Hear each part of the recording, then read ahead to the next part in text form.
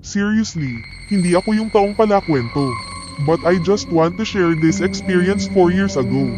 I have a girlfriend, itago na lang natin sa pangalang Shane. We've been together for almost 8 years and in fact ikakasal na dapat kami nun. We promised each other kasi na kapag makagraduate kami ng college at magkaroon ng stable job, magpapakasal na kami. So yun nga, sinesettle ko na yung wedding namin. Bilang isang lalaki gusto ko kasing mabigyan ng unforgettable at kakaibang wedding yung GF ko kaya todo effort ako.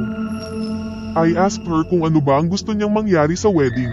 Syempre hihingiin ko ang opinion niya and she said, kahit hindi bongga, basta gusto ko sa amin tayo ikasal.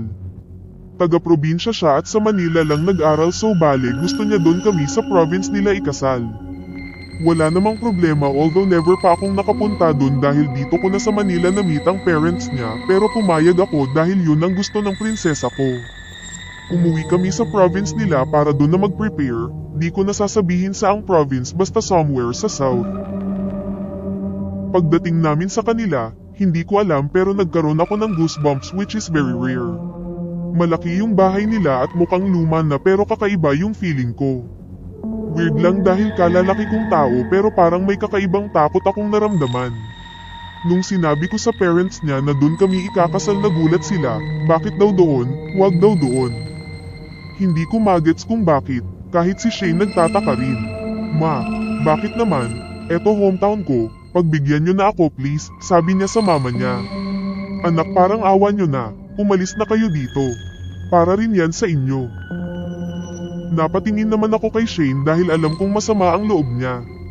Okay tita, we'll leave by morning, sabi ko sabay yakap sa GF ko. For sure may reason ang mama mo kung ba't ayaw niya na dito tayo ikasal, sabi ko na lang kay Shane. Kinagabihan, dun kami sa kwarto niya natulog. Nagpalipas lang kami ng gabi dun at babalik ng Manila kinabukasan. Akala ko magiging okay ang lahat pero hindi pala. Habang natutulog na siya, bigla akong nagising at nauhaw kaya bumaba ako para kumuha ng tubig at laking gulat ko nung makita ko na yung iniinom ko naging itim. Nahulog ko yung baso pero nung natapon yung tubig, hindi naman itim ang kulay. Akala ko imahinasyon ko lang yun pero bigla akong nagulat nung marinig ko si Shane na sumigaw mula sa kwarto. Agad akong tumakbo paakyat, nagising din ang parents niya at sumigaw, asan si Shane? Tanong ng mama niya.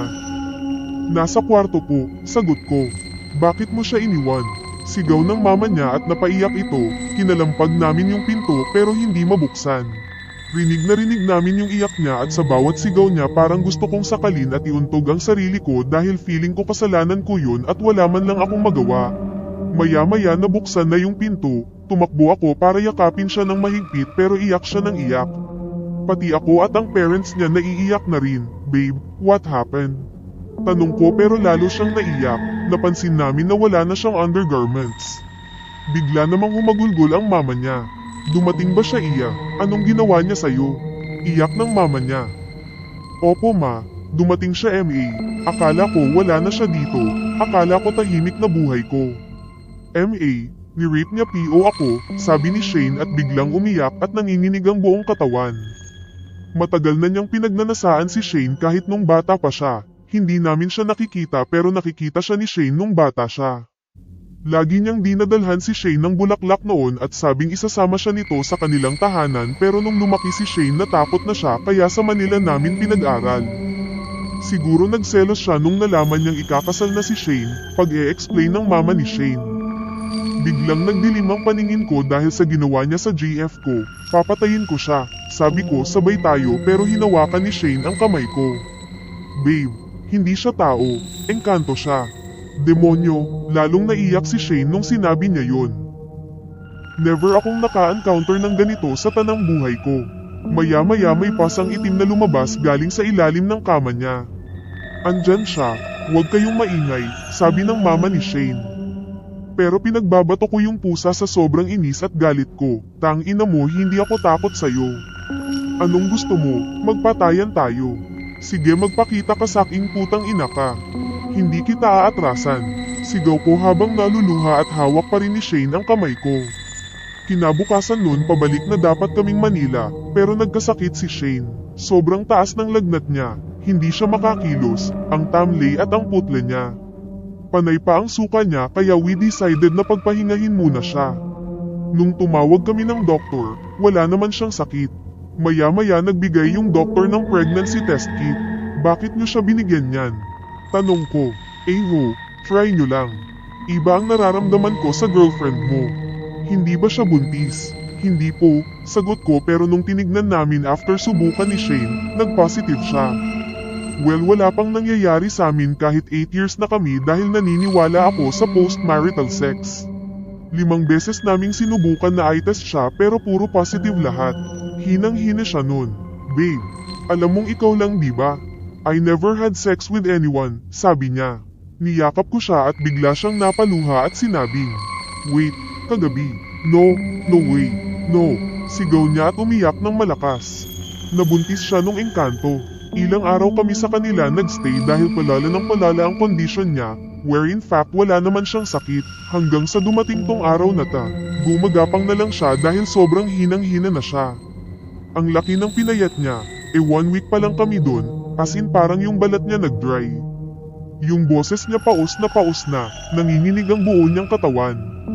Tinawag niya ako at sinabi niyang, I'm dying, di na ko makahinga. I'm sorry for this. Kasalanan ko ta. Binuhat ko siya at dinala sa kotse ng papa niya. Nagpasama akong dalhin siya sa hospital dahil awang-awa na ako sa GF ko. Ibang-iba na ang hitsura at kilos niya. I won't give up on you, lalaban tayo. You promised me na kahit anong problem magkasama nating haharapin. I will stay with you no matter what. Naluha siya habang nakahiga sa braso ko at pati ako napaluha nun, biglang bumilis ang pintig ng puso ko. Maya-maya nakatulog siya sa sasakyan pero pinakinggan ko yung tibok ng puso niya. Wala nang heartbeat. Chinek ko yung pulse niya. Wala na rin. She's dead. Halos masiraan ako ng bait nun sa kotse. Iyak ako ng iyak. Niyakap ko siya ng mahigpit nun. Ayokong maniwala na nangyayari yun. Pilit kong iniisip na isa lang yung nightmare pero totoo pala kaya tumuloy pa rin kami sa hospital para ipa-embalsamo siya. Hindi ko akalain na magiging ganon yung mangyayari. Pagdating namin sa hospital bitbit ko pa rin ang katawan niya. Ipapa-embalsamo na namin yung katawan niya pero nagulat yung lalaki at sinabing, bakit ngayon nyo lang yan dinala? Ang tagal na niyan, nagulat ako, what?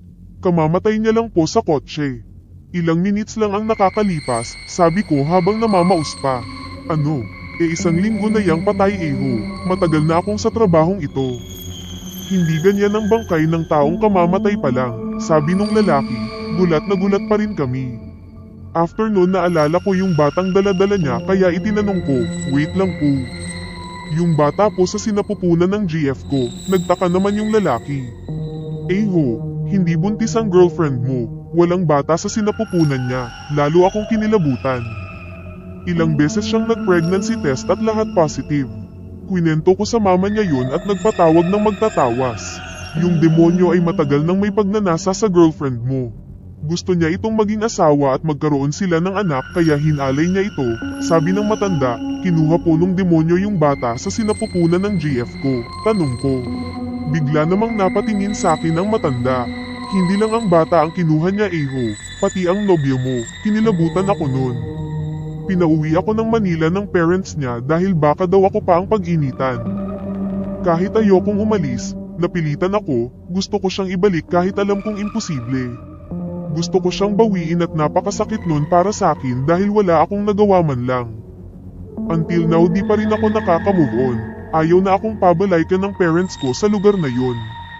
Pinipilit kong ibaling ang atensyon ko sa ibang bagay pero kahit 4 na taon na ang lumipas. Hindi ko pa rin matanggap na nawala siya sa akin sa isang iglap. PS, don't hesitate na ipakita ang pagmamahal nyo sa taong mahal nyo, don't be afraid to fight for them. Kung talagang mahal mo, you can conquer everything, yun ang hindi ko nagawa.